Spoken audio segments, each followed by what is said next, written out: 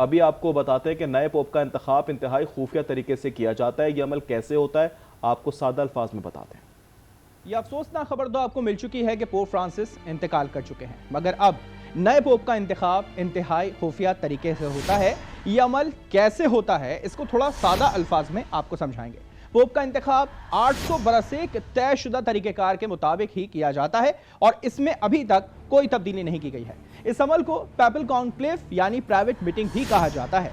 Pope के इंतखाब में हिस्सा लेने या उम्मीदवार होने के लिए 80 बरस से कम उम्र होना लाजमी है। अब देखा जाए तो दुनिया में इस वक्त सीनियर पादरियों यानी कार्डिनल्स की तादाद 252 तक है और आमतौर पर 120 कार्डिनल्स पोप का इंतखाब करते हैं, लेकिन इस वक्त 138 कार्डिनल्स वोट डालने के अहल हैं। और इसी तरह पाकिस्तान की कार्डिनल जोसेफ हलाल इम्तियाज भी इंतखाब में हिस्सा लेने के लिए मौजूद हैं।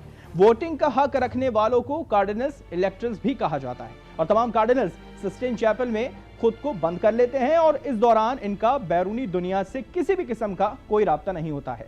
एक दिन सुबह 2 बार और इसी तरह दोपहर को भी 2 बार वोटिंग होती है और पोप के इंतखाब के लिए इस वक्त तक वोटिंग जारी रहती है जब तक किसी एक उम्मीदवार को 2/3 अक्सरियत हासिल ना हो जाए।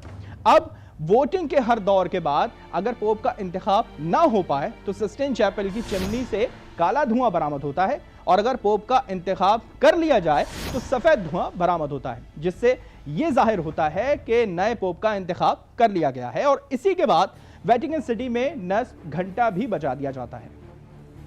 अब अगर पोप के इंतखाब की तारीख पर नजर डाली जाए तो अब तक तकरीबन 266 पोप मुंतखब हो चुके हैं और इनमें से ज्यादातर का ताल्लुक यूरोप और खास तौर पर इटली से है, यानी 217 का ताल्लुक इटली से रहा है। और इस बार पुरैफाल किसके नाम निकलेगा, इसका तो अब सबको इंतजार है।